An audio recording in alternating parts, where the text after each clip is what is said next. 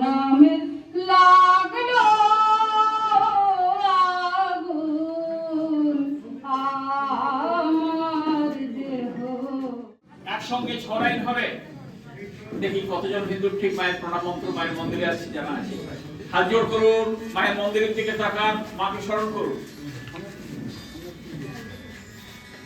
আমি শুধু শুরু করছি, হ্যাঁ আমি যেটুকু বলবো আবার ওইটুকু থেকেই আপনারা বলবেন।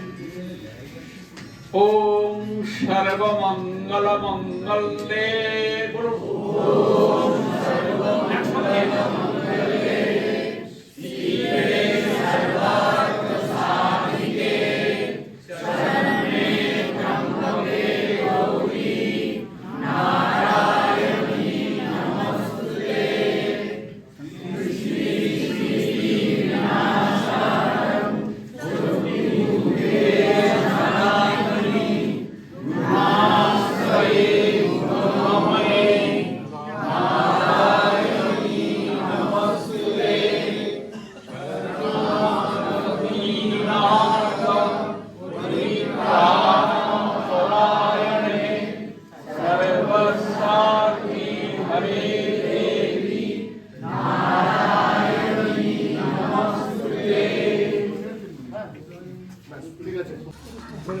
কিরিটেশ্বরী মায়ের মন্দিরে এসেছি।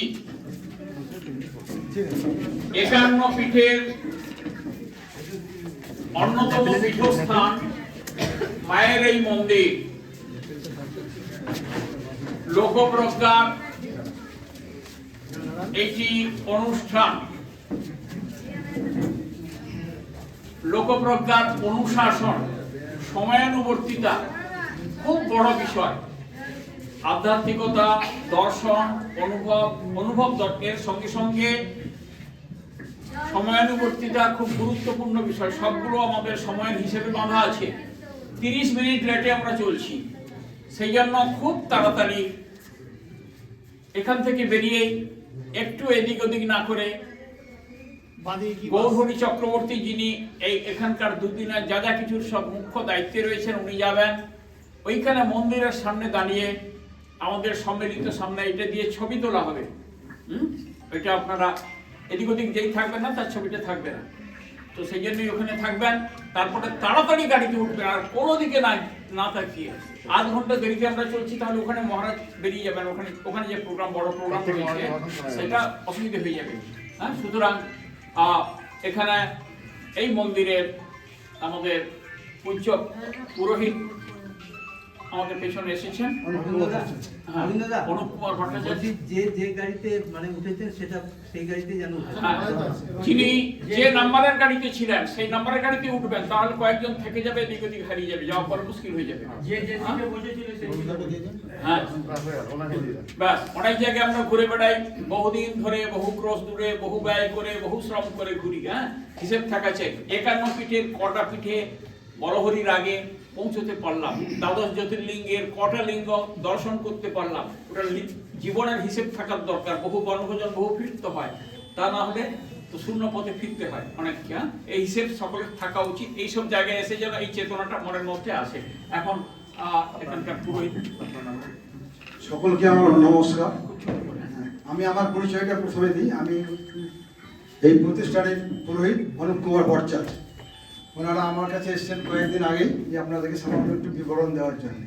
কিরিট কথার অর্থ কিন্তু মুকুট, কিন্তু ভুলে যাবেন মুকুটটা পসিবল নয় কখনো। কেউ যদি শুনে থাকে সেটা বিভ্রান্তকর। কারণ মা অগ্নিকুণ্ডে ঝাঁপ দিয়েছিল, সুতরাং মুকুটটা কখনোই পসিবল নয়। মুকুট পরানোর অংশ থেকে করটিটা পড়েছিল, এটা প্রত্যেকের ভুল হয়। মুকুট পরানো হয়ে সবাই মুকুট মুকুট করে, মুকুটটা কিন্তু বহিরাংশ, মাঝে সেটা শক্তিপীঠ হলো না। মায়ের শরীরের অংশ থেকে শক্তিপীঠ, অথবা স্কালটা পড়েছিল। স্কালের 3টে পার্ট আছে, ব্রহ্মশিলায় দেখবেন 3টে পার্ট আছে, ব্রহ্মা, বিষ্ণু, মহেশ্বর। অন্য দ্বিমত বলে জ্ঞান, সূর্য, চন্দ্র। ডেফিনেশন কিন্তু একই। কিন্তু ভাষাটা আলাদা হয়ে গেছে, যার জন্য নন বেঙ্গলি পুরোহিত দেখবে 3টে দাগ কাটে, ওরা 3জনকেই করে। আমরা বাঙালিরা তো একটু সিঁদুর পড়তে ভয় করি, ঠিক তো? বাস কিছু মনে করবেন না। দ্বিতীয় হচ্ছে আপনারা এসেছেন কিরিটেশ্বরী মায়ের কাছে, কিরিটেশ্বরী দর্শন করতে যে পেরেছেন, পুজো দিয়েছেন, পারেননি। কিরিটেশ্বরী গোটা গ্রামটার নাম কিরিটেশ্বরী, মৌজা কিরিটেশ্বরী, আপনার কে বলে জেলও কিরিটেশ্বরী এবং পোস্ট অফিস, হসপিটাল সমস্ত কিরিটেশ্বরী। আর কোনো প্রশ্ন থাকলে বলুন, তার উত্তরটা আমি দেবো। ভৈরব সম্বন্ধে বলুন। ভৈরব হচ্ছে সম্বর্ধ, যে কোনো পীঠস্থানে ঢুকবেন মায়ের মুখ যেদিকে তার বামে থাকবে সম্বর্ধ। এখানে একজন বলবে এটা আদি ওটা আদি, তার বামে কোনো ভৈরব নেই। অর্থাৎ যেখানে দেখবেন রানী ভবানী করেছে যে মন্দির, তার বামে ভৈরব সম্বর্ধ। ভৈরব থাকবে নিজস্ব মহিমায়, সেখানে গৌরীপাঠ থাকবে না। ভালো করে দেখুন, এখানে আরো শিব আছে, একটু ভালো করে দেখবেন, সেখানে নেই। আর কিছু বলার আছে, জানার আছে আপনাদের? আচ্ছা, দুটো মন্দিরই বলছে আদি, সে কথা আপনাকে বলে দিলাম এখনই। আদি তো এই সঙ্গে পড়ছে, এটার বয়স 30 বছর, ওটার বয়স 300 বছর। এবার আদি আপনাকে বলবে, ওগুলো কোনো প্রশ্ন নয়। হ্যাঁ, আরো মন্দির হচ্ছে পেছনে একটা, সেটাও একজন বলবে, এটা আমাদের সময় আদি। লক্ষ্য রেখে আর কোনো প্রশ্ন থাকলে বলুন। তার এই বলে আমি আপনাদেরকে নমস্কার জানিয়ে আমার বক্তব্য শেষ করলাম। পুরোহিত প্রশ্ন থাকলে বলতে পারেন। পুরোহিত মহাশয়কে লোকপ্রজ্ঞার সবাই প্রণাম জানাচ্ছেন, মাকে প্রণাম, আপনাকেও প্রণাম, আপনি পুরোহিত রয়েছেন। আচ্ছা, আরেকটা প্রশ্ন ছিল, ভৈরবটা কি চুরি গেছে? সেটা তো বহু আগের গল্প। তার একটা মূর্তি ছিল, অবয়ব ছিল, সেটা এখন জিয়াগঞ্জের মিউজিয়ামে আছে। এটা পাওয়া গেছে? ওখানে মিউজিয়ামে আছে, সীমাবদ্ধ জায়গাতে রাখা আছে, সেটা পরিচর্যা হয় না, কিছুই না। সুতরাং এখানে যে লিঙ্গের ভৈরব আছে সেটাই বর্তমান, সেটা আমরা প্রতিদিন পরিচর্যা করব। মন্দিরটার সামনে এসো। মন্দির তো বন্ধ দেখলাম। না না, বলবেন না, এখন লেখা আছে, তালামারা আছে, দেখা যাবে। হ্যাঁ, নেট আছে। আজকের দিনে যে 4টে পর্যন্ত আমাদের ভ্রমণ সূচি রয়েছে, সে সন্দীপ সরকার এর মুখ্য দায়িত্বে রয়েছেন। 4টে পর্যন্ত সন্দীপ সরকার, এখানে গভর্নমেন্ট নাম করা হাই স্কুল, তার সাংস্কৃতিক মাস্টারমশাই। তো ওনার যে খুব তাড়াতাড়ি নিজের নিজের গাড়িতে উঠতে হবে, তার আগে নির্দিষ্ট জায়গায় মন্দিরের সামনে গিয়ে দাঁড়াতে হবে। গৌরদা সামনে সামনে যাচ্ছে, এই যে হলুদ সোয়েটার আছে, লক্ষ্য রাখুন, ওইখানে গিয়ে তাড়াতাড়ি দাঁড়িয়ে পড়বেন, ছবি উঠবে, ছবি তোলা হবে, নিজের নিজের জায়গায় যাবেন। বলছি আমার একান্ত অনুরোধ, হ্যাঁ আপনারা আর কোথাও ঘুরবেন না। আমরা গৌরদা গৌরহরিদার সামনে যাবেন, তার আগে আর কেউ যাবেন। পেছন পেছন যাব আমরা, শুধু মন্দিরের সামনে চিত্র তোলা হবে, ছবি তোলা হবে, দিয়ে তারপরে আমরা সবার নিজের নিজের বাসে, যে যে বাস থেকে নেমেছি সেই বাসে উঠবো, দিয়ে আমরা বেরিয়ে যাবো।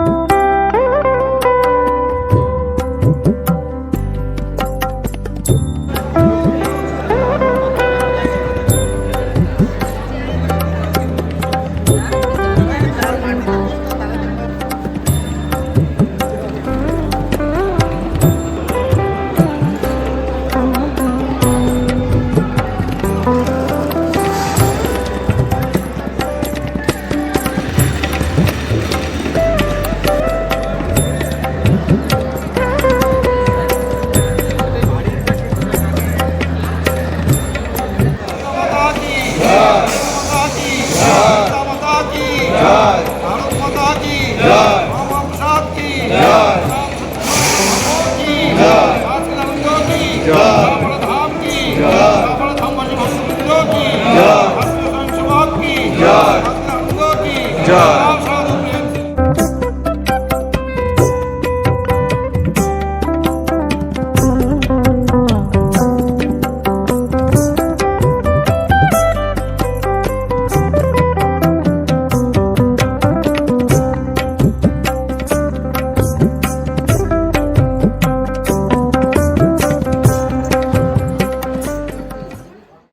ধীরে এই ভারতের মহামানবের সাগর তীরে হেথায় দাঁড়ায় দুবাহু বাড়ায় নবীনর দেবতার কথা বলেছেন।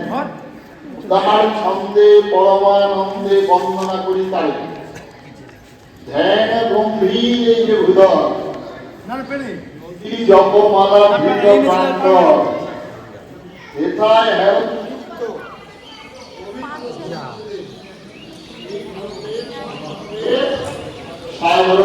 ঠান্ডা লাগছে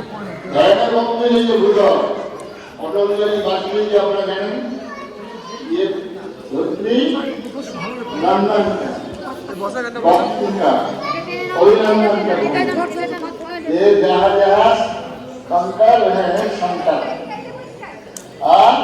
কি বলছে यहाँ का जो नदिया गंगा मैया আর কি বলছেন যে আমার যখন দেহ অবসান হবে, দেহ যখন অস্থি নিয়ে যাবে, সেই অস্থি থেকে আওয়াজ উঠবে ভারত মাতা কি। এইখানে আমরা যারা এখানে আছি সবাই দাঁড়িয়ে বসে, আমরা সবাই তো মানুষ নাকি? হ্যাঁ, শাস্ত্রে বলছে না আমরা এখানে সবাই মানুষ নয়। আমার নিদ্রা ভয় মৈথুনঞ্চ সমর্পণ এক প্রসূতি নরানাম ধর্মে হিতেশম অধিক বিশেষ ধর্মে বিনা প্রসূতি সমান। তাহলে বাঘের পেটের বাচ্চা কি হয়? সিংহের পেটের বাচ্চা সিংহ, শিয়াল কুকুরের বাচ্চা শিয়াল কুকুর হয়ে জন্ম নেয়। তাদেরকে বলতে হয় না কিন্তু শিয়ালের বাচ্চা, কুকুরের বাচ্চা, বাঘের বাচ্চা বলতে হয়। তাহলে আমরা যেখানে মানুষের পেটের বাচ্চা, তার কি হবে না? আমাদের মুনি ঋষিরা বলেন তা হবে না, আমাদেরকে মানুষ হতে হয়। এটাই হচ্ছে কথা। বাঘের পেটের বাচ্চা বাঘ হতে হবে, কিন্তু মানুষের পেটের বাচ্চা মানুষ হবে না, তাকে মানুষ হতে হয়। তার জন্য আমাদের স্কুলে ভর্তি হতে হয়। মাস্টারদেরকে বলে মাস্টারকে একটু দেখবেন আমার বাচ্চারা যাতে মানুষ হয়। আজকে 2-3 জন বাচ্চাকে প্রণাম করে স্বামীজি আশীর্বাদ করে বাচ্চারা যাতে আমরা মানুষ হয়। তারপরে আমাদের মানুষ হতে হবে। তাহলে মানুষ হতে গেলে কি করতে হবে? আমাদের শাস্ত্র একমাত্র বলেছে মানুষ হতে গেলে কতগুলো নীতি নিয়মের মধ্যে আসতে হবে। নীতি নিয়ম ছাড়া আপনি মানুষ হতে পারবেন। তাহলে নীতি নিয়ম আমাদের হিন্দু ধর্মে, সনাতন হিন্দু ধর্মে একটা মানুষকে হতে গেলে তাকে নীতি নিয়ম মানতে হবে। কি নীতি নিয়ম? এই নীতি নিয়মগুলো যদি আমরা পালন করি তাহলে আমরা মানুষ হব। নীতি নিয়ম যদি আমরা পালন না করি তাহলে মানুষ হতে পারব। প্রথমে আমাদের প্রত্যেককে সনাতনী হিন্দু রূপে যদি পরিচয় দেই, তাহলে প্রত্যেককে ঘুম থেকে উঠতে হবে সূর্য ওঠার আগে। পারবেন? 100 নম্বর মধ্যে পরীক্ষা। আগে তো ছিল 33 নম্বর করে পাস, 34, এখন 25 নম্বর। আর আমাদের দিদিমণি বলছেন পশ্চিমবঙ্গে আমি বেশি বেশি করে নম্বর দিতে বলেছি। অবস্থাটা বুঝুন কোন জায়গায় দাঁড়িয়েছি। তাহলে আমরা এবার পরীক্ষা নেব। পরীক্ষার প্রথম পরীক্ষা হচ্ছে সূর্য ওঠার আগে ঘুম থেকে উঠতে পারবেন তো? আপনারা যদি সনাতনী হিন্দু ধর্মে জন্ম নিয়েছেন, এটা প্রত্যেককে কম্পালসারি করতে হবে। অসুস্থ যদি হয় কোনো কারণে রাত্রি জাগরণ এক্সেপশন, কিন্তু প্রত্যেককে কম্পালসারি ঘুম থেকে উঠতে হবে সূর্য ওঠার আগে। এই যে নরহরি মহারাজ আছেন, স্বামীরা আছেন, ব্রাহ্ম মুহূর্তে শয্যা দেন। আমাদের প্রত্যেককে ব্রাহ্ম মুহূর্তে 3:45 আমার মন্দিরে যান। আপনার আমরা সূর্য ওঠার আগে 1 নম্বর। 2 নম্বর কঠিন, মা বাবাকে প্রণাম করতে হবে। পারবেন? পারবেন? আজকে এখান থেকে প্রতিজ্ঞা করবেন দৈনিক মা বাবাকে প্রণাম করতে হবে। মাতা মে পার্বতী দেবী, পিতা দেব মহেশ্বর। প্রথম মাতৃদেব ভব, তারপরে পিতৃদেব ভব, তারপর আচার্য। এই যে আছেন এখানে আচার্য 3 নম্বর, শিক্ষক 3 নম্বর। বৌমা, তোমরা শাশুড়িকে প্রণাম করতে পারবে তো? বৌমারা ভাবছে আমরা কোনোদিন শাশুড়ি হবো না।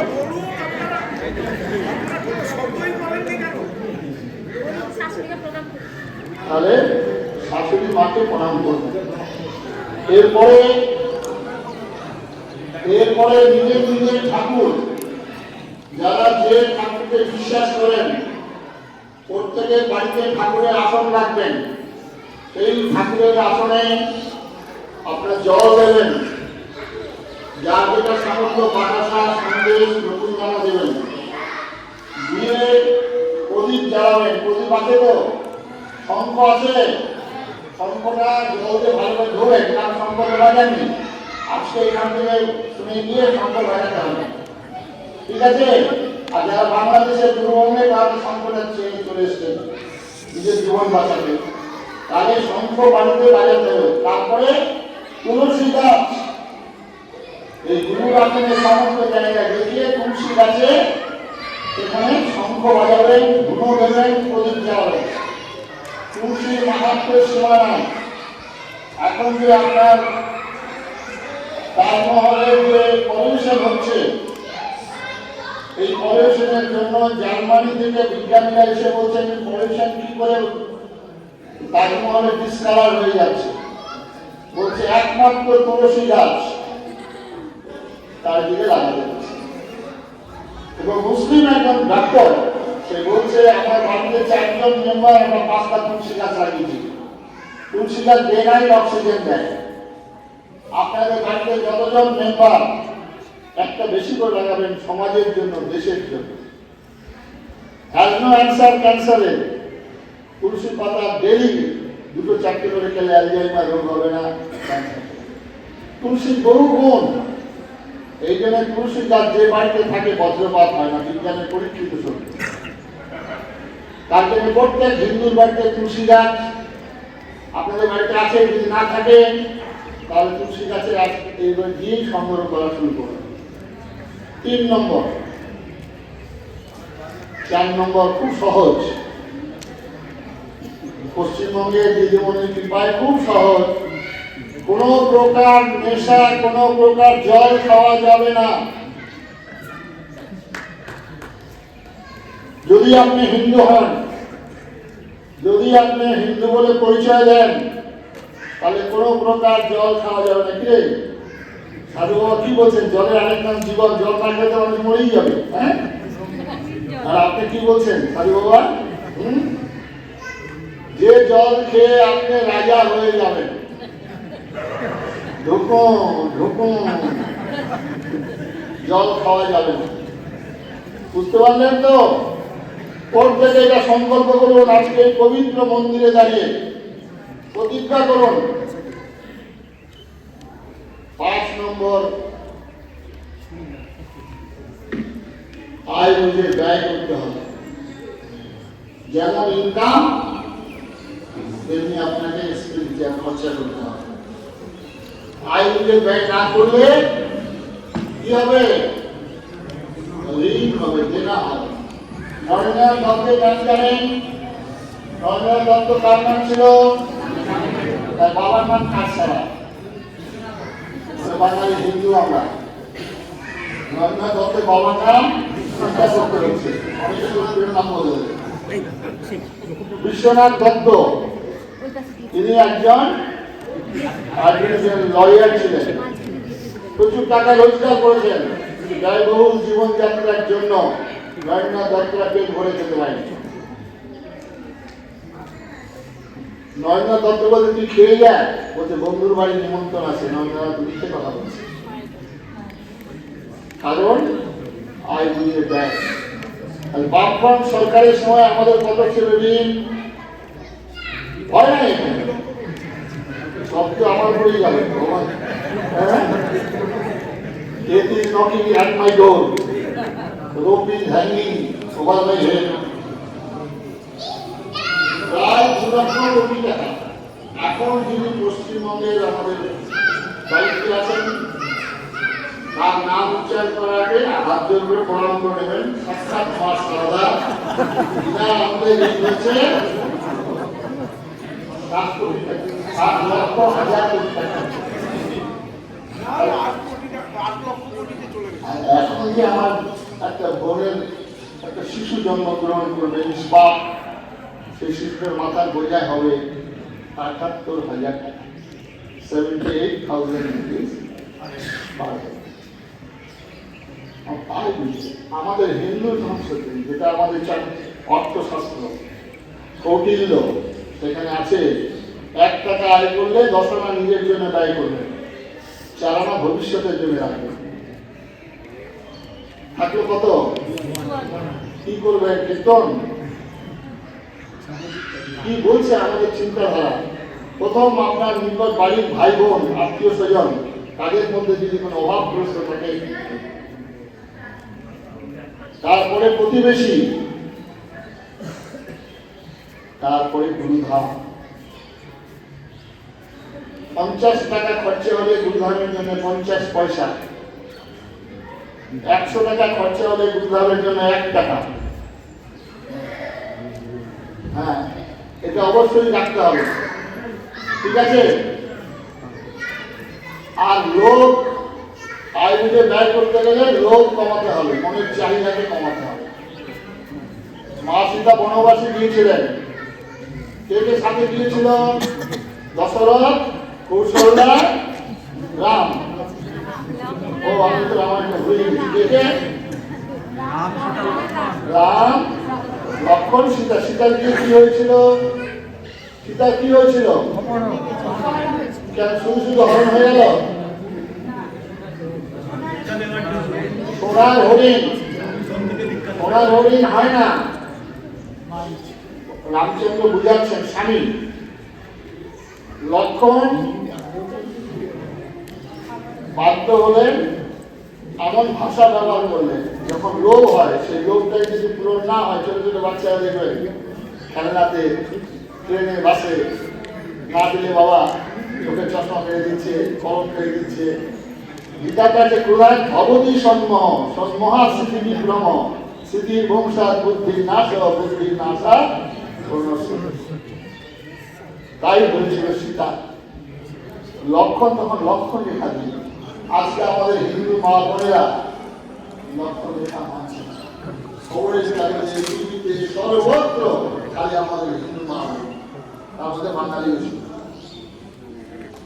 কারণ আমরা লক্ষণ রেখা মানছি। সীতার এই যে লোক সোনার হরিণের পিছনে ছুটতে গিয়ে বিপদটা দেখলাম। তাই আপনারা আয় বুঝে ব্যয় করতে গেলে লোক অপ্রয়োজনীয় জিনিসের ব্যবহার ছেড়ে দিতে হবে। নিশ্চয় খাওয়ার পর লেখাপড়া শেখাতে হবে। তারপরে 6 নম্বর হচ্ছে অ্যাডজাস্টমেন্ট। আমাদের হিন্দু ফ্যামিলিতে এই অ্যাডজাস্টমেন্টের অভাব। স্বামী স্ত্রী, ছেলে মেয়ে, ভাই বোন, আত্মীয় স্বজন, বন্ধু বান্ধব, বাসে, ট্রেনে, রেলে অ্যাডজাস্টমেন্ট। আশ্রমে এতগুলো মানুষ আছেন, অ্যাডজাস্টমেন্ট করেছে। এই অ্যাডজাস্টমেন্ট না থাকলে ফেলিয়ে হয়ে যাবে। মহাভারতের যুদ্ধের আগে কুরুক্ষেত্রে ভগবান কৃষ্ণ স্বয়ং গিয়েছিলেন কৌরব সভায়। দুর্যোধনকে বললেন এরা অর্ধেক রাজ্য পাবে। অর্ধেক রাজ্য কি বলছেন? ঠিক আছে, অর্ধেক রাজ্য দিতে হবে না, 5টা গ্রাম দাও। কি বলেছিল দুর্যোধন? বিনা যুদ্ধে নাহি দেব সুচাগ্র। যুদ্ধ হলো, যুদ্ধে ভয়ঙ্কর সব মানুষ, বিরাট বিরাট নদী, মহাযুদ্ধ। যে যত বেশি করতে পারবে সে তত আনন্দে থাকতে পারবে, সুখে। আমাদের আজকে হাইকোর্টে যার ডিভোর্সে সব হিন্দু বাঙালিদের সংখ্যা বেশি। তোর দেখা পাইনি রে, কোর্টে দেখা হবে রে।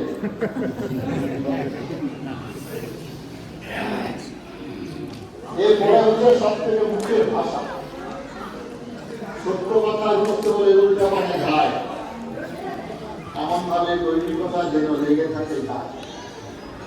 কথাটা সত্য, কিন্তু ত্রয়ী। দ্রৌপদী যখন কুরুক্ষেত্রের যুদ্ধের শেষে দ্রৌপদীর যুদ্ধের মাঠে গিয়ে হাহাকার করছেন, চিন্তা করছেন, কাঁদছেন, এই কি হলো?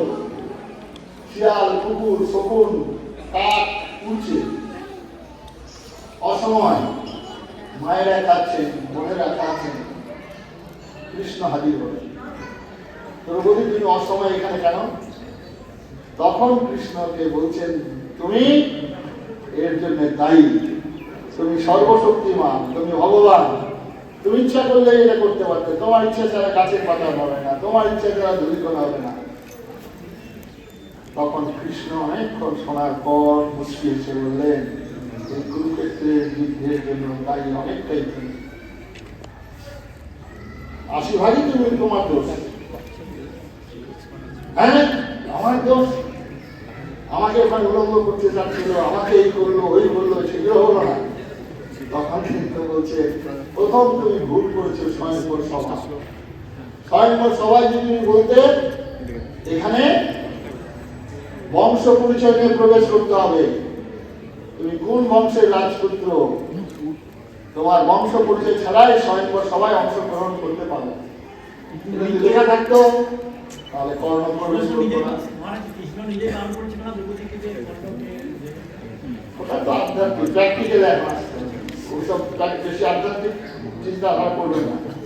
হ্যাঁ, প্র্যাকটিক্যাল হতে হবে, প্র্যাকটিক্যাল দিতে হয়েছে। দ্বিতীয় হচ্ছে, যখন নিয়ে আসছেন যুধিষ্ঠির সাথে করে দ্রৌপদীকে, 5 ভাই মিলে, তখন মা ছিলেন ঘরের ভেতরে। মাকে বলছে, মা আমরা একটা ভালো জিনিস এনেছি, তোমরা 5 ভাই ভাগ করে নাও। তখন এই মা মাতৃজাতি, আপনার অবলা নন, প্র্যাকটিক্যাল হতে হতো, বলতে হতো, মা এটা খাদ্য বস্তু নয়, তোমার 3 নম্বর ছেলে গলায় মালা দিয়েছি আমি, তাহলে অর্জুনের সঙ্গে বিয়ে হতো। ভাইয়ের সঙ্গে বিয়ে হওয়ার কোনো প্রশ্নই ছিল না। 3 নম্বর ভুল, মারাত্মক ভুল। আমরা যেমন এখানে উদ্বোধন অনুষ্ঠানে আসি, আজকে এসে যেমন দেখছি, ছাদ দেখছি, এরকম সুন্দর সুন্দর মেঝে দেখছি, টাইলস দেখছি, সেই রকম পঞ্চবাংলার রাজধানী নির্মাণ করছেন অধুনা দিল্লি, ইন্দ্রপ্রস্থ রাজধানী নির্মাণ করে সবাইকে আমন্ত্রণ জানিয়েছেন, বিভিন্ন দেশের রাজাদের, দুর্যোধনকেও আমন্ত্রণ জানিয়েছেন। আর সেই মেঝেটা ছিল স্ফটিকের মেঝে, মানে বেলজিয়াম কাচের মতো স্বচ্ছ, জলের মতো দেখায়। দুর্যোধন বেচারি এসছেন, এসে সেখানে পা দিতে গিয়ে পড়ে গেছে। তখন দ্রৌপদী পাশ থেকে বলছে, আন্ধা তার বেটা আন্ধা। কি ভুল, এটা দ্রৌপদী ঠিক করেছিল? বাবা, আপনারা বলছে ঠিক হয়নি। তখন দ্রৌপদী কথা বলেছে। প্রথমত হচ্ছে নিমন্ত্রণ অতিথি, আজকে যেমন আমরা আমন্ত্রিত অতিথি। দ্বিতীয় হচ্ছেন রাজপুত্র দুর্যোধন। তৃতীয় হচ্ছেন ভাসুর সম্পর্কে। যদি একবার ধনুক থেকে বাদ চলে যায়, মান আর ফিরে আসে, সেই জন্য মুখের ভাষা করবে। আর আমরা যে বাড়িতে নিত্য শঙ্খ উলুধ্বনি ভগবানের নাম হবে, সেই বাড়িতে রোগ শোক দুঃখ জ্বালা কম হবেই। আজকে বাঙালি হিন্দুদের গ্রাম দিয়ে চলুন, সন্ধ্যাবেলায় কোনো বাড়ি থেকে কাঁসর ঘন্টা শঙ্খ উলুধ্বনি আসে না। তার জন্য বাঙালি হিন্দুদের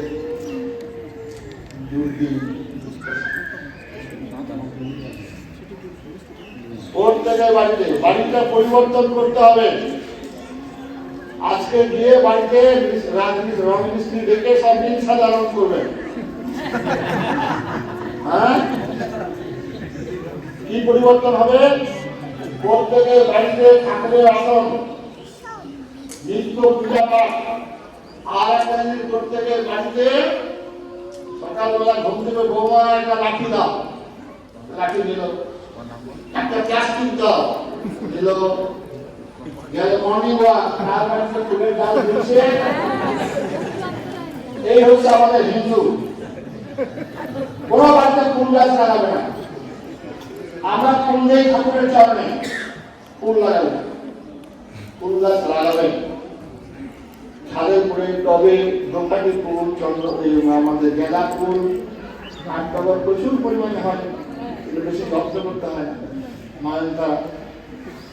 তাহলে এই জিনিসগুলো যদি আমরা করি তাহলে আমাদের বাড়ির পরিবর্তন হবে, নিজের পরিবর্তন হবে, তাহলে আমরা মানুষের জন্ম হওয়াটা আমাদের সার্থক হবে, হিন্দু ধর্মের জন্মগ্রহণটা সার্থক হবে। বিবেকানন্দ বলেছেন যতদিন এই পৃথিবীতে একজনও হিন্দু যদি থাকে তাহলে কি বলেছেন, মা কালী পাঠা খাবেন, কৃষ্ণ বাঁশি বাজাবেন, শিব সাড়ে চলে সারা পৃথিবী ভ্রমণ করলেন। তারপরের লাইনটা একটু মনে আছে? তারপরের লাইনটায় যতদিন ঈশ্বর অনুসন্ধানে রত থাকবেন, আর তো তারা বাংলা মালুম নাই হবে, ঈশ্বর অনুসন্ধানে রত থাকবেন মানে আপনি যতদিন ভগবানের সঙ্গে যুক্ত থাকবেন ততদিনই ভারতবর্ষ থাকবে। এই যে দাহাপাড়া পূর্ণ ধাম, এখানে প্রভু জগৎবন্ধু এখানে জন্মগ্রহণ করেছে। কি ছিল? যেখানে সাধকরা তপস্যা করেন, আচার্য স্বামী প্রণবানন্দজি মহারাজ বলছেন 14 হাত মাটির তলে শুদ্ধ হয়ে যায়। প্রভু জগৎবন্ধু এই যে এখানে ছিল, আমি এসেছি 10 বছর না 15 বছর আগে, কি ছিল আজকে কি হয়েছে? সাধক যদি তপস্যা করেন এই তপস্যা কখনো বিফলে পাবে। সেই জন্য তপস্যা মহাভারতে ব্যাসদেব বলছেন তপ তপ তপ তপ, তপস্যা তপস্যা। এই দ্বারিকানাথ দেব তপস্বী, যে বেদানা আশ্রম, উনি একজন সাধক ছিলেন। হবে সাধকের তপস্যা কখনো বিফলে যায়। তাই আমাদের দেশে হাজার হাজার মুনি ঋষি সাধু সন্ন্যাসীরা যে তপস্যা করেছেন তার ফলস্বরূপ এত অত্যাচার, এত মন্দির ভঙ্গিত হয়েছে, আবার কারণ সাধকের তপস্যা। তাই আপনারা মানব জীবন রইল কবি আবার করবে পরিবর্তনা আজকে জীবন ধন্য করুন, সার্থক করুন। এই মহাপুরুষদের সংসদে এসেছেন অতীব ভাগ্যবান। একই হাত বানিয়ে জন্মগ্রহণ করেছেন প্রভু জগৎবন্ধু ঠাকুর, রামকৃষ্ণ, বিবেকানন্দ, প্রণবানন্দ, অরবিন্দ। কোটি কোটি লোক তাদের প্রণাম করছেন, আর মা বাবার গৌরবজাত সন্তান বাবাকে বাবা বলে ডাকছে, প্রণাম করছে, বৃদ্ধাশ্রমে থাকে। কারণ তাই আজকে এই পূর্ণ ধামে আমরা যারা অভিভাবক আছে, অভিভাবিকা আছি, আমাদের দায়িত্ব কিন্তু সব থেকে বেশি। মহাভারতের পর্ব শুরু হয়েছিল, প্রথম কোন পর্ব? সবচেয়ে পয়লা ভীষ্ম পর্ব। ভীষ্মদেবের দিয়ে শুরু হলো যুদ্ধ। কারণ भीष्म ছিল তদানীন্তনকালে অভিভাবক, गार्जियन। गार्जियन का जो कानून है, गार्जियन का जो नीति है, ठीक फॉलो नहीं किया था भीष्म। इसलिए पहले भगवान कृष्ण ने भीष्म वध किया था। सबसे पहले যারা আমরা অভিভাবক আছি আমাদের দায়িত্ব কঠোর। তারপরে বধ করেছেন কাকে? কোন পর্ব দিয়ে শুরু হলো? দুর্যোধন। কি? দ্রোণ পর্ব।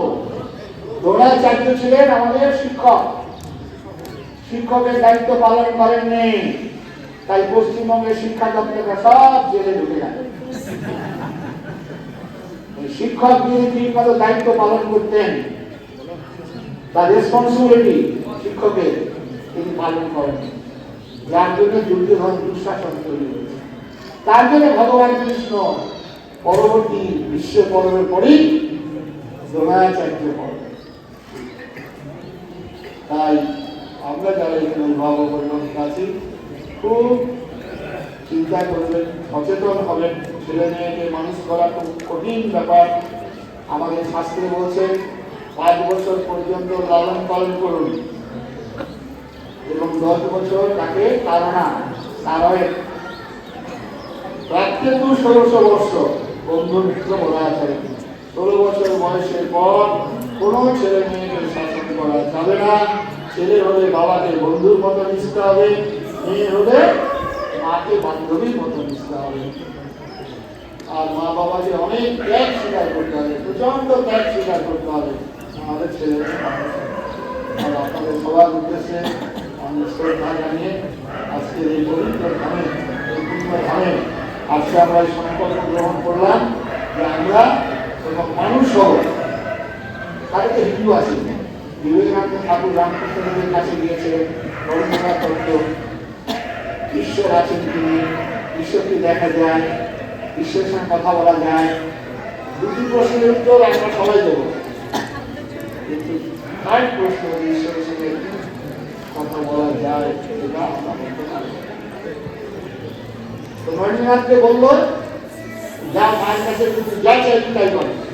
মায়ের কাছে গিয়ে বললেন, মা আমায় দুর্বলতা দাও, আমায় পুরুষত্ব দাও, আমায়। তারপর সবার শেষে আমায় মানুষ করো, আমায় মানুষ করো, আমায় মানুষ করো। মায়ের কাছে কি বলবি? আমি এইসব বললাম। তাহলে তুই মনে হয় চিন্তা করছে সে উত্তর বলবি না, এটা তুমি আমার হয়েছে। আজকে এই দুর্গজমায়, আজকে এইরকম দুরবস্থায় মানুষ প্রার্থনা করবো বন্ধুর কাছে বলবো যে আমার মানুষ করো, আমার মানুষ করো।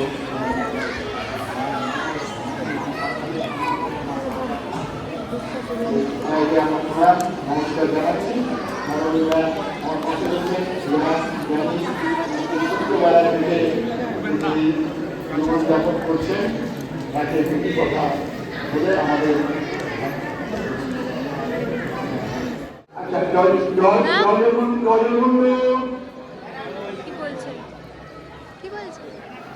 আমরা হরিনাম শুনেছি। হরি এই শব্দটা আমরা শুনে আসছি অনেক কাল থেকে, কিন্তু হরির মূর্তি দেখি। হরি সৎ চিৎ আনন্দে হরিতে বিগ্রহ, সচ্চিদানন্দ। তিনি দেখলেন একসঙ্গে একরকম আনন্দ হচ্ছে। আমরা একটা প্রাকৃতিক জগতে যখন কাউকে দাস রূপে রাখি বাড়িতে কাজ করার জন্য, আমার যদি মনের মতো না হয়, তাহলে তো তাকে কাছে রাখবো না। তেমনি আমরা ভগবানের সত্তা থেকেই জন্মেছি। আমরা তাদের মনের মতো যদি না হই, তাহলে ভগবানও আমাদের কাছে রাখবে না। তাই আমাদের 84 লক্ষ বার জন্ম বিভিন্ন গতাগতি করতে হচ্ছে। এই শ্রেষ্ঠ জন্ম হচ্ছে মানুষ। মানুষও কিন্তু 4 লক্ষ বার হচ্ছে। এইবার হরি তিনি সত্যযুগে নারায়ণ রূপে ছিলেন, তারপরে শ্রীরামচন্দ্র রূপে, তারপরে শ্রীকৃষ্ণ রূপে, তারপরে গৌরাঙ্গ মহাপ্রভু রূপে, এবার নাম জগৎ বন্ধু এখানে আবির্ভাব হলেন 1278 সালের 16 বৈশাখ সীতা নবমী তিথিতে।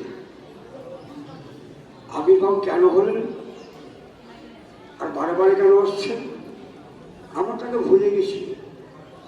আমরা প্রাকৃতিক জগতে যত কিছু দেখছি, এইটা বোধহয় সেইটা নিয়ে দেখা যায় যে আত্মাটা যখন চলে যায় তখন আর এগুলো আমাদের কাছে থাকে না।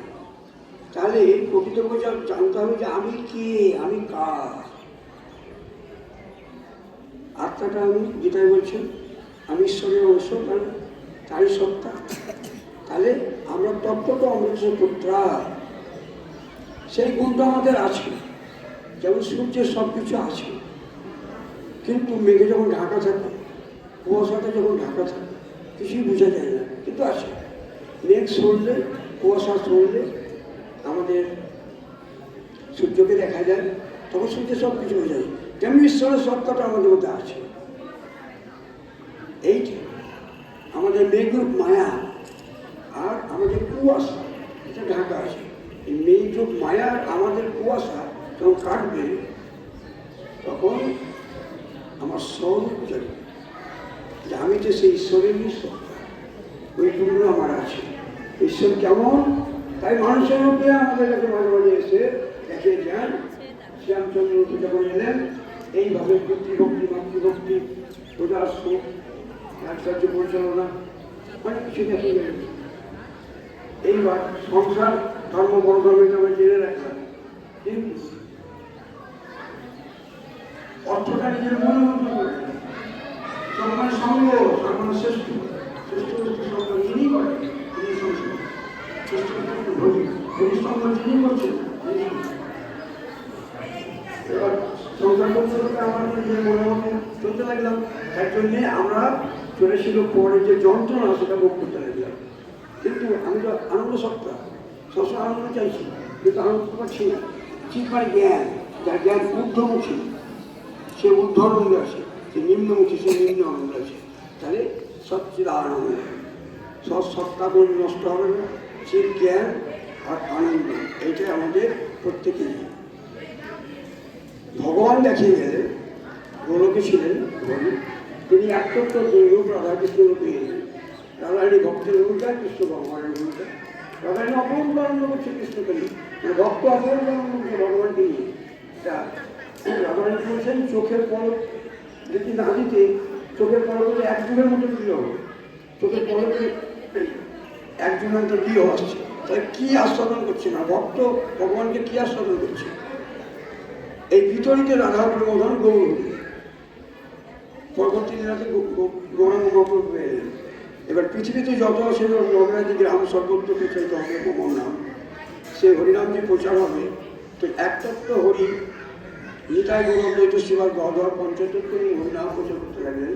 পৃথিবীতে দেখা গেল যে ব্রজলীলায় হরিনাম আস্বাদন করলে অস্ত্রসুখী গৌরায় 3.5 কমে গেল। কেন কমে গেল? যে কীট হয়েছিল, কীট কিছুই বুঝে না। সেই জন্যে পুরীতে যে শেষ দেখা করলেন গৌরী, পুরীতে জগন্নাথ মন্দিরে ঢুকলেন, ঢোকা দেখেছেন কিন্তু বাইরে হয়ে গেছেন।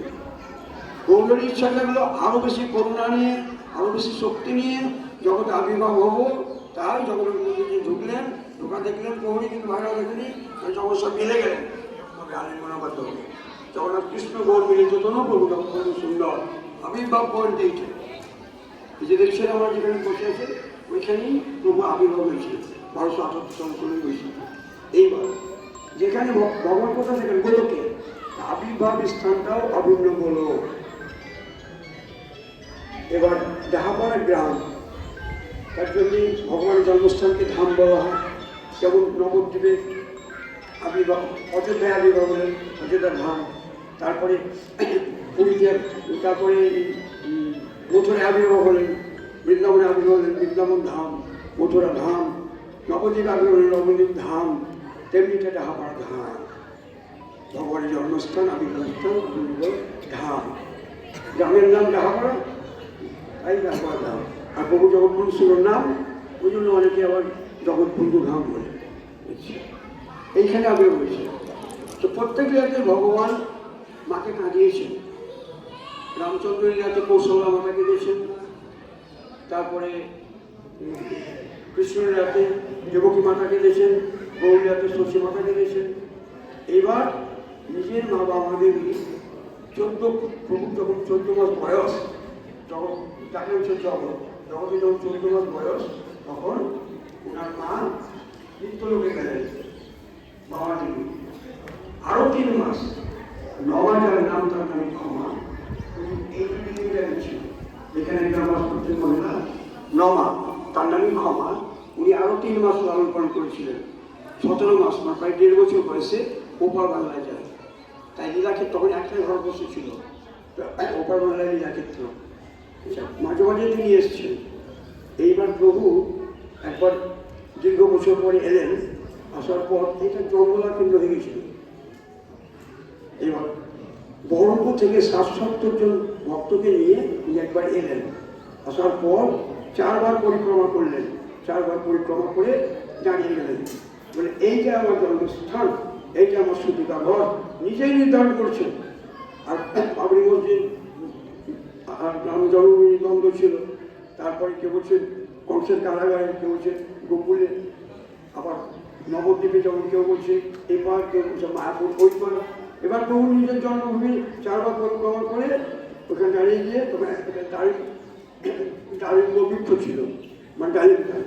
এইটা আমার সূতিকা ঘর, এইটাই আমার জন্মস্থান। ওখানে প্রভু জন্মস্থান নির্ধারণের জন্য বলে কি ঘর, একটা পিতলের ঘটে, সেটি আবির আমন্ত্রণ দিয়ে ওখানে মাটিতে করে একটা তুলসী মঞ্চ রোপণ করে। এই ওপার বাংলায় লেখাচ্ছ দীর্ঘ বছর পর প্রভু যখন 12-10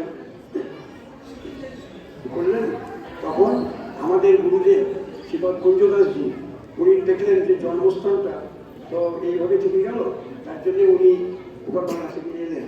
আসার পর ওই যে তুলসী মঞ্চ রোপণ করেছিলেন যেখানে, সেই জায়গাটা নির্ধারণ করে এখানে আমাদের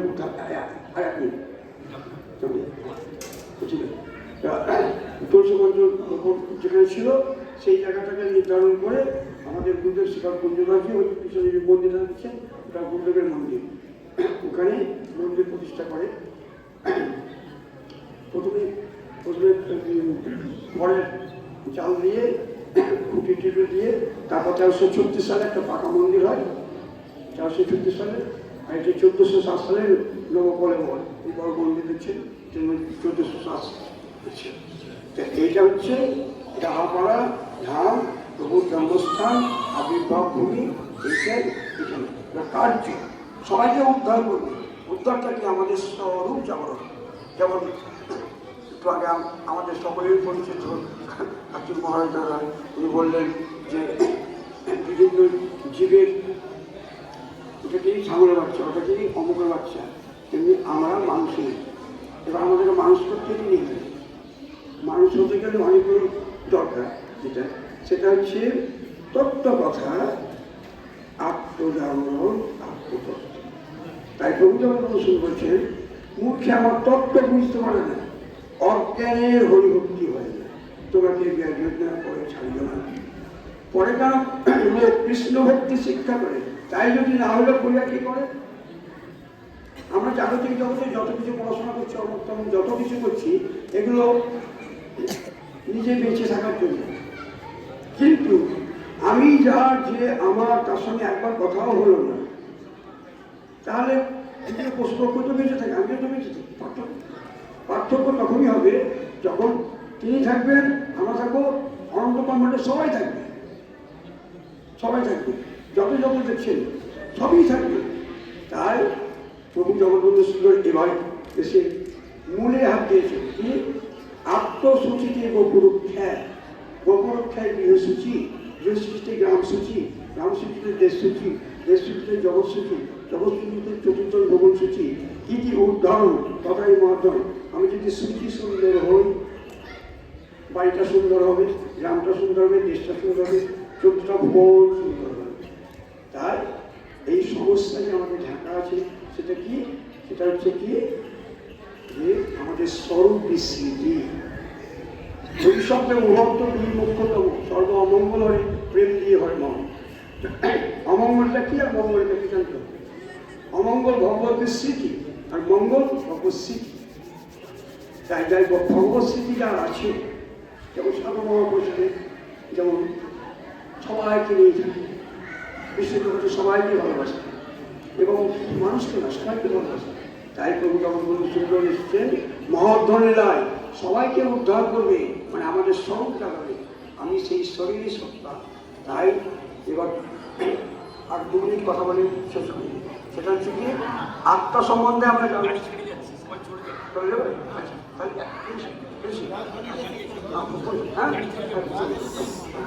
তাহলে আমাদের স্বরূপ বিস্মৃতি, এই স্বরূপ জায়গাতে তিনি এসছেন। তাই এবার নাম জগৎবন্ধু, সকলেরই বন্ধু, বন্ধুরূপে এসছেন। হরি মহাবতারণ লেখা নিজে পরিচয় দিয়েছে হরি। তাই আপনারা এসছেন, তার আশীর্বাদ আপনাদের প্রদর্শিত হোক, প্রভুর কাছে প্রার্থনা জানাই। আর আপনারাও মাঝে মাঝে আসবেন, আপনাদেরকে আমন্ত্রণ জানালাম, জন্ম জন্মান্তর আপনারা এখানে আসবেন। জয় হরি।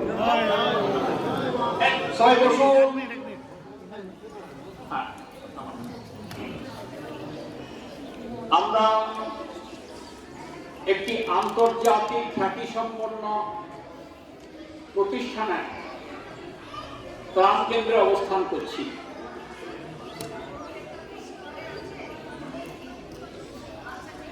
চৈতন্যবতার প্রভু জগৎবন্ধু সুন্দরের অন্যতম পৃথিবী বিখ্যাত শিষ্য ডক্টর মহানন্দ ব্রহ্মচারী স্বামীজির শিকাগো বক্তৃতার পরবর্তী সময়ে বিশ্ব ধর্ম সম্মেলনে ভারতবর্ষকে বিশ্বগুরুর স্থানে পুনঃ প্রতিষ্ঠিত করেছিলেন। ঠিক মন্দিরের পেছনে পর্যন্ত বাবাজি যাত্রা রয়েছে, সেখানে আমি কয়েকজনকে দেখলাম। এই দেখুন, তার একটা ছবি রয়েছে। লন্ডন ইউনিভার্সিটি, নিচে লেখা রয়েছে বিশ্ব ধর্ম সম্মেলন। সেখানে ডক্টর মহানন্দ ব্রহ্মচারী রয়েছেন। বাকি পাশ্চাত্য দুনিয়ার বিখ্যাত পণ্ডিতেরা সব সদস্যরা হ্যাঁ তারা রয়েছেন। তার মাঝখানে ঠিক এরকম পোশাক পরা, সেলাইহীন শুভ্র পোশাক পরিহিত একজন বসে রয়েছেন, স্পষ্ট দেখা যাচ্ছে ডক্টর মহানন্দ ব্রহ্মচারী। আপনারা ইউটিউবে সার্চ করে প্রভু জগৎবন্ধু সুন্দর ডক্টর মহানন্দ ব্রহ্মচারী বিশ্ব ধর্ম সম্মেলন, উনি ভারতবর্ষকে, হিন্দুত্বকে বিশ্বের দরবারের পুনঃ প্রতিষ্ঠা লাভ করিয়েছিলেন। শুধু তাই নয়, ওদেরকে ওই সময় যে বিশ্ব ধর্ম সম্মেলনের বিষয় ছিল, সেই বিষয়টা একটু অদ্ভুত ধরনের ছিল।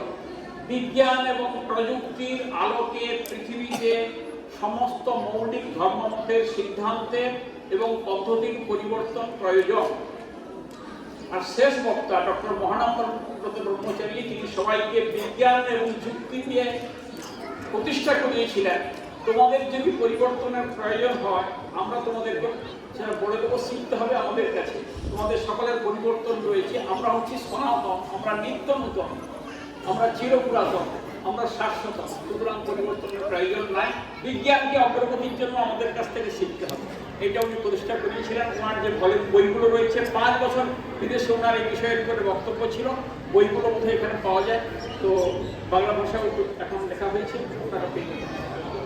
হ্যাঁ, আপনারা এখানকার যে বুক স্টল, যদি আমি অনুরোধ করছি যদি একটু খুলে দেন, ওনারা অনেক পণ্ডিত ব্যক্তি রয়েছেন, সেখান থেকে কিছু নিয়ে যাবেন। এখন হ্যাঁ, এখান থেকে আমাদের এখান থেকে কিছু বই গেছে, অনেক ওখানে সন্ধ্যেবেলা পাবো। এখন গীতার যে যোগ, ভক্তি যোগের উপরে মহারাজ আরো তখন বক্তব্য রাখলেন। তো গীতা নিয়ে যিনি সারা বাংলায়, সারা ভারতবর্ষে, সারা পৃথিবীতে নতুন রেকর্ড সৃষ্টি করেছেন, আপনারা টিভিতে দেখেছেন, মাধ্যমে দেখেছেন। তো তার মধ্যে অন্যতম একজন পাশে বসে রয়েছেন। গীতাকে নিয়ে কি আলোড়ন সৃষ্টি করা যায়, সে কিন্তু সবাই আপনারা দেখেছেন। সুতরাং উনি রয়েছেন। গীতার ভক্তিযোগ আলোচনা হলো, এবার কয়েকটা শ্লোক গীতার উপরে শুনুন। অংশু কন্যা হলদিয়া চর্চা কেন্দ্র না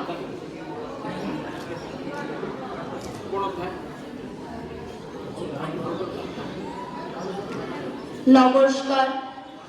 উপবিষ্ট সকল, মঞ্চে উপবিষ্ট সকল গুণী ব্যক্তিদের জানাই আমার প্রণাম, এবং আমার সামনে দর্শকের আসনে বসে আছেন যারা, তাদেরকে আমার প্রণাম এবং আন্তরিক ভালোবাসা জানিয়ে আমি গীতার ভক্তিযোগ অধ্যায় পাঠ করছি। ওম শ্রীকৃষ্ণায় বাসুদেবায় হরে পরমাত্মনে ক্লেশনাশায় গোবিন্দায় নমো নমঃ। বসুদেবং সুতং দেবং তং স্বচানুরমর্দনম দেবকী পরমানন্দম শ্রীকৃষ্ণ বন্দে জগদ্গুরুম। ওম শ্রী পরমাত্মনে নমঃ।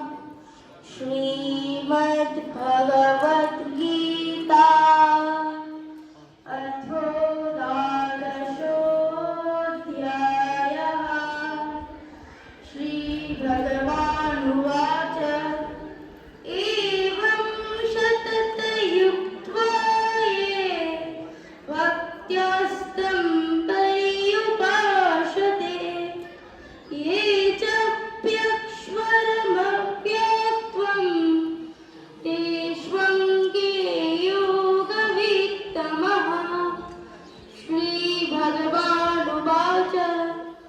मय्यवश्य मनो ये मन् नीत्वा उपासते श्रुत्वया परयोपेताः ते मे युक्ततमामतः ये त्वक्ष्वरम् अनिर्देश्वम् अव्यक्त अशुद्धचेतसा सर्वत्र गमचिन्त्यं च कूटस्थम् अचलं ध्रुवम् सन्नियमिन्द्रियोग्रामम् सर्वत्र शामबुद्धयः त्रेधाप्नुवन्ति मामेव सर्वभूताहिते रताः। ॐ तत्सदिति श्रीमद्भगवद्गीतासु उपनिषत्सु ब्रह्मविद्यायां योगशास्त्रे श्रीकृष्ण अर्जुन संवादे भक्तियोगो नामो द्वादशोऽध्यायः। यदा यदा हि धर्मस्य ग्लानिर्भवति भारतम् अभ्युत्थानं धर्मस्य तदात्मानं सृजाम्यहम् परित्राणाय साधूनां विनाशाय च दुष्कृतम् धर्मसंस्थापनार्थाय सम्भवामि युगे युगे। ॐ सर्वे भवन्तु सुखिनः सर्वे सन्तु निरामयाः सर्वे भद्राणि पश्यन्तु मा कश्चित् दुःखभाग् भवेत्। ॐ शान्ति शान्ति शान्तिः। नमस्कार। আজকে আমরা জগৎবন্ধু ধামে প্রসাদ গ্রহণ করলাম।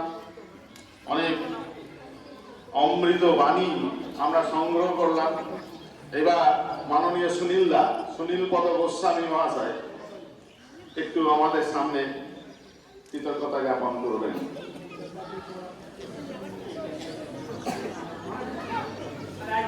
সবাই একসঙ্গে উচ্চারণ করুন। এই যে আশ্রমে বসে এত ভালো প্রসাদ গ্রহণ করেছেন তার জন্মস্থান, সেই জন্য এর একটা বড় আশীর্বাদ আছে। আমাকে বলা হয়েছে ধন্যবাদ। ধন্যবাদ আশ্রমকে তো দেওয়া যায় না, সেই জন্য সেই জয়ধ্বনির মাধ্যমে আমাদের সকলে একসঙ্গে ওনার কাছে আশীর্বাদ চেয়ে নিতে হবে। ওনার নাম সবার মুখস্থ হয়েছে, কি নাম? জগৎবন্ধু। আমি বলবো প্রভু জগৎবন্ধু কি, যত ছোট হতে পারে প্রভু জগৎবন্ধু কি। আরো জোরে বলতে হবে, উনি স্বর্গ থেকে নেমে আসবেন। প্রভু জগৎবন্ধু কি। দেখুন, ধন্যবাদ। যেমন এত ভালো খাওয়ার পর আমি ভাবছিলাম এত ভালো খাওয়ার পর যেটা অভাব থাকে তার নাম মুখশুদ্ধি। মুখশুদ্ধি পাননি আপনার, সেই জন্য হজম তখনই হয় তখন ভালো মুখশুদ্ধি খায়। মুখশুদ্ধি কিন্তু আমাদের আজকে আমি ওইখানে বসে বসে শুনছিলাম, মহারাজ কিন্তু সব লেসেন দিয়ে দিয়েছে মুখশুদ্ধি, সেটা পালন করতে হবে। আর এই যে সব শেষে গীতা পাঠ হলো এবং একবারে কত ছোট একটু ভালো, কিন্তু গীতার দ্বাদশ অধ্যায়ের মতো। তো এইরকম আমরা যদি সবাই চেষ্টা করি, ওনার উপদেশ আমাদেরকে যেটা বলেছেন, ভগবান গীতায় ভক্তিযোগে যেটা বলেছেন, এটা নিজের বাড়িতে নিজের জীবনে করবেন। মানে ভক্তিযোগ এই যতগুলো গীতার অধ্যায় আছে ভেরি ভেরি ইম্পর্টেন্ট। যার ভক্তি নেই তার কাছে বাকি সব। এই জন্য যে ভক্তি ধামে আমরা এসেছি, আমি শুনছিলাম উনি বলছিলেন এটা একটা ধাম। আমি এখানে আসার আগে ওনাদের কর্তৃপক্ষের কাছ থেকে শুনছিলাম এর নামটা ডাহা হলো কেন। তো এই যে উনি বললেন এখানে সব ঢাকা থেকে লোক এসেছিল, ওরা ডাহা ঢেহা হয়ে গেল, তো বিকৃত হয়ে ওই ঢাকা দাম অপভ্রংশ দাম। তো আমরা উনি কেন এসেছিলেন তখন আমাদের এটা ছিল অখণ্ড, আমরা পণ্ডিত বাংলার লোক এখানে বসে আছে, মানে আমাদের অর্ধেক চলে গেছে। যদি ঠিক মতো আমরা অনুগত না হয় আরো অনেক চলে যাওয়ার সম্ভাবনা আছে। সেই জন্য ভক্তি সেটাকে শক্তিতে রূপান্তরিত করতে হবে। আজকের এই আশ্রমে আমরা ভালো খেয়েছেন, আমার তো মনেই নেই কি কি খেয়েছি, কোনটা পেয়েছি কোনটা পাইনি, সবগুলো পেয়েছি কিনা। এত প্রকার আমাদের এই আশ্রমে কর্তৃপক্ষ তারা এত কষ্ট করে এই ঠান্ডার মধ্যে আমাদের মধ্যে গরম গরম খাবার দিয়েছেন, সেই জন্য আবার বলছি তাদের প্রতি শুভেচ্ছা রইল। আবার আমরা আসবো এবং এই আশ্রমের যে পবিত্রতা, স্বচ্ছতা, এই যে চিন্তন, এগুলো সব আমরা এখান থেকে গ্রহণ করে যাব। এইটুকু বলেই সকলকে আবার বলছি মুখ শুদ্ধি ধন্যবাদ দিয়ে শেষ করছি। জয় জগন্নাথ, জয় জগৎবন্ধু কি। সকাল সোজা বসুন, হাত জড়ো করুন। মন্দিরের দরজা বন্ধ আছে, কিন্তু দরজা বন্ধ থাকে না। হৃদয়ের দরজাটা খোলা থাকলে আমার দরজা খোলাই থাকে না। কস্তুরী পাণ্ডে এরপরে তাড়াতাড়ি নিজের নিজের গাড়িতে আমাদের উঠতে হবে। আর এইখানে মহারাজ রয়েছেন, দূর থেকে দর্শন করছেন। সুরক্ষা বিষয়ে অনেক নিয়মকানুন, সেগুলো আমাদের মানা উচিত। সেই জন্য এখানে কেউ হুড়ুহুড়ি করে না এসে মহারাজ তার আশ্রমে থাকছেন, ওখানে লাইন দিয়ে দীর্ঘ সময় ভালো করে বেশি করে আশীর্বাদ নেওয়ার জন্য আপনাদের সবার জন্য সুব্যবস্থা থাকবে। হ্যাঁ, সুতরাং এখানে প্রশাসন সিকিউরিটি দাঁড়িয়ে রয়েছে, এই গানটি হবে ওখানে গিয়ে সবাই এই ব্যবস্থাটা আপনাদের জন্য সবার জন্যই থাকবে। কস্তুরী পাণ্ডে একলে বললে একসঙ্গে সবাই ভগবানকে অন্তর থেকে দর্শন করবেন আর করবেন গান। একবার রজনীকান্ত তুমি নির্মল করো মঙ্গল করে মলিন মর্ম মুছায়। তুমি নির্মল করো মঙ্গল করে মলিন মর্ম মুছায়। তব পূর্ণ কিরণ দিয়ে থাক মোর মত কালিমা বুঝায়। মলিন মর্ম মুছায়। তুমি নির্মল করো মঙ্গল করে মলিন মর্ম মুছায়। লক্ষ শূন্য লক্ষ বাসন ছুটেছে গভীর আধারে।